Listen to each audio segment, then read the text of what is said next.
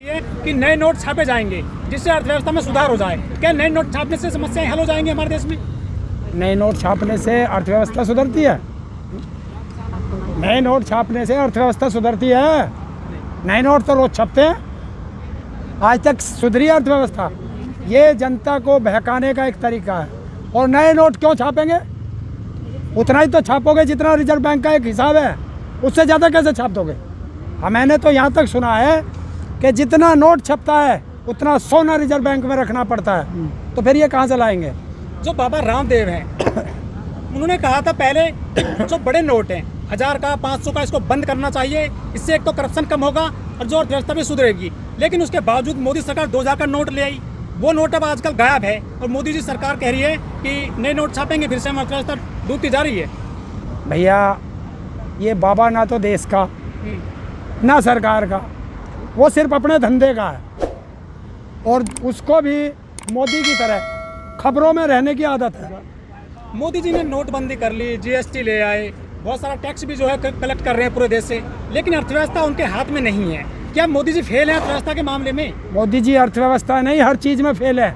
वो सिर्फ एक चीज़ में पास हैं, झूठ बोल कि सिर्फ अपना चेहरा चमकाने में और देश की संपत्ति उद्योगपतियों को देने में।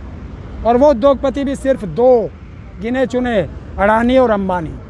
हरिंदर जी, हमारे देश में अर्थव्यवस्था डूबी पड़ी है, माइनस में जीडीपी वो चली गई थी सारी अर्थव्यवस्था। उसके बावजूद जो अंबानी है हर घंटे उनकी जो है करोड़ों तनख्वाह, मतलब उनकी आय बढ़ती है।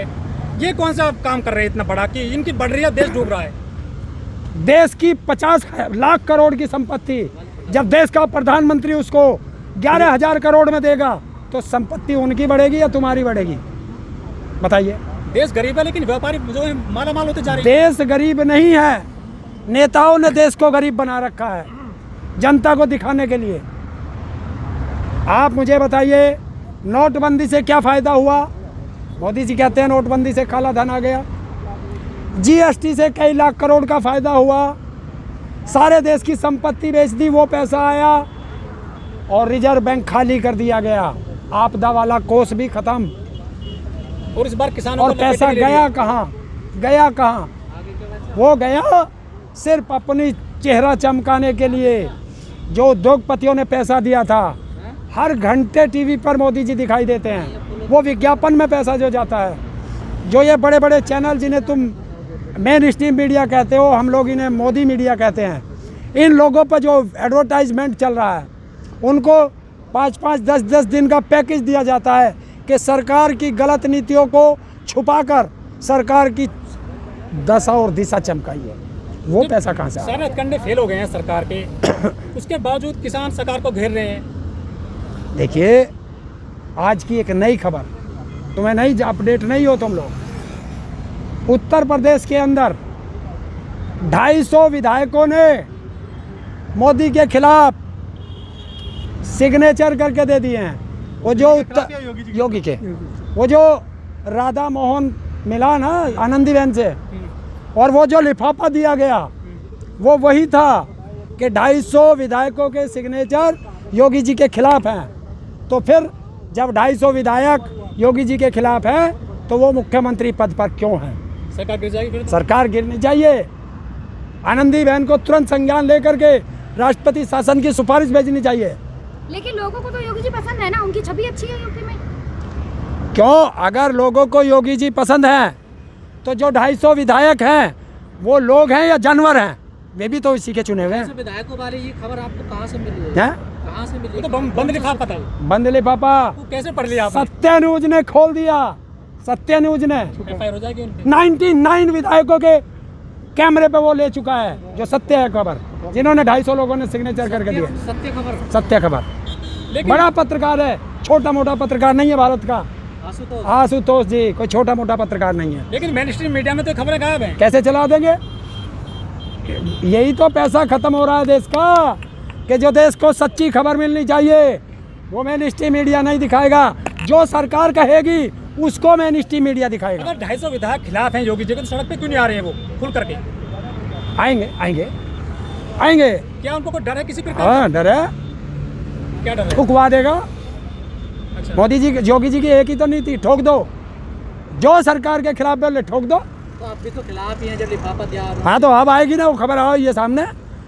राधा मोहन एक चोर 4 घंटे के अंदर, 4 घंटे के अंदर राज्यपाल महोदय से मिलता है, तुरंत जाके विधानसभा अध्यक्ष से मिलता है।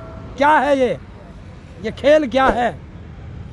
ये खेल पॉलिटिक्स है। 4 साल तक कोई नहीं, किसी को आपत्ति नहीं थी, आज आपत्ति है पॉलिटिक्स है। आप आपत्ति, जब जहाज डूबता है ना तो उससे कौन भागता है? पहले चूहे। अब ये जहाज डूब रहा है और जो विधायक है ये चूहे हैं, अब ये भागना शुरू कर दिया। राधा मोहन तो कह रहे औपचारिक मुलाकात है राज्यपाल से। और तो कहने से क्या होता? फिर लिफाफा क्या दिया? लिफाफे में क्या था? जो बंद लिफाफा राधा मोहन, उसको क्यों नहीं बताता? औपचारिक, आज तक जितनी भी औपचारिक मुलाकातें हुई हैं उसमें कोई लिफाफा नहीं दिया जाता। सत्ता पक्ष का आएगा तो या तो अपना शिकायत देगा या मंत्रिमंडल विस्तार की बात करेगा। विपक्ष वाला आएगा वो सरकार के खिलाफ लिखत में कागज देगा। ये बंद लिफाफे में क्या है? यही तो देश जानना था। की सरकार गिरने वाली है यूपी में। जाएगी, अब नहीं जाएगी, 6 महीने बाद जाएगी। ऐसा नहीं लगता कि तो चुनाव ही है। हाँ तो जाएगी, बचेगी नहीं। ऐसा नहीं लगता कि आप अपनी कानूनों की मांग यहाँ पे बैठे थे, मांगों के लेके, और आप अब सरकार के कामों में इंटरफेयर करने लगे? हम कहाँ कर रहे हैं? तो तुम बता रहे हो हमें। तुम सवाल करो तो हम बोल रहे भी ना। अरे हरिंदर जी, असली इंटरफेयर हमारा एक ही है कि तीनों काले कानून वापस, एमएसपी पे गारंटी का कानून, और उत्तर प्रदेश में क्यों ना कहें 20,000 करोड़ गन्ने का पैसा बकाया है और उसका ब्याज बकाया है। कौन देगा? क्या लगता है आप योगी को हटा के पैसा मिल जाएगा? मिलेगा, ये नहीं देगा कोई दूसरा आएगा, वो नहीं देगा फिर आएगा। कब तक ना ऐसा सरकार कहीं जा रही ना हम जा रहे, तो ऐसा कब तक करते रहोगे? जब तक हमारा फैसला नहीं होगा। हरिंदर जी, किसान नेता हैं राकेश टिकैत जी, मुलाकात कर रहे हैं ममता दीदी से।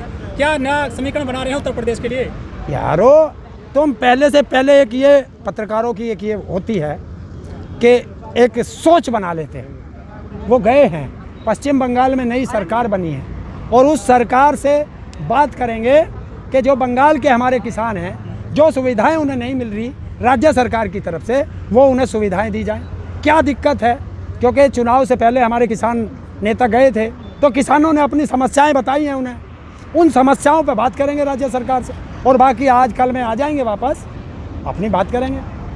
किसान एक मुख्यमंत्री से मिल नहीं सकते, किसान नेता है मिले। हरिंदर जी, आपको नहीं लग रहा आंदोलन जितनी तेजी से चला उतने ही धीमा हो पड़ता जा रहा है आंदोलन? आंदोलन नहीं है धीमा, रोज बढ़ने की तरफ है और ये कुनबा बहुत बड़ा हो चुका है, देश का आंदोलन बन चुका है और जन आंदोलन है। जैसा राकेश टिकैत ने कहा 15-15 आदमी हर गांव से आएंगे। धीरे धीरे आने शुरू हो गए, कल भी एक बहुत बड़ा जत्था आया, आज भी बहुत गाड़ियाँ आई हैं, ट्रैक्टर भी आ रहे हैं, तो धीरे धीरे आ रहे हैं। हरिंदर जी, आप कह रहे हैं कि जन आंदोलन है ये, जन आंदोलन में हर आदमी शामिल होता है, लेकिन यहाँ 130-35 करोड़ की जनसंख्या है हमारे देश की, हर आदमी का रोटी से अनाज से नाता है, लेकिन यहाँ पे चंद लोग सिमट कर रह गए केवल। हाँ, जन आंदोलन में हर आदमी क्यों नहीं आ रहा है? देखिए हर आदमी है यहाँ हिंदू भी है, यहाँ सिख भी है, यहाँ मुस्लिम भी है, यहाँ पारसी भी है, ईसाई भी है, यहाँ सब है।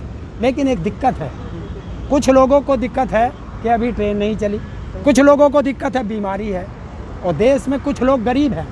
आज आपको सत्यता बताता हूँ, मैं कभी झूठ पर विश्वास नहीं रखता, चाहे कुछ हो, चाहे गर्दन कट जाए। मुझे रोज़ फ़ोन आते हैं अलग अलग जगह से, वो कहते हैं भैया जी हम बहुत दूर हैं, मजबूरी है कि हमारी जेब में इतना पैसा नहीं है कि हम आपके आंदोलन में आ सकें।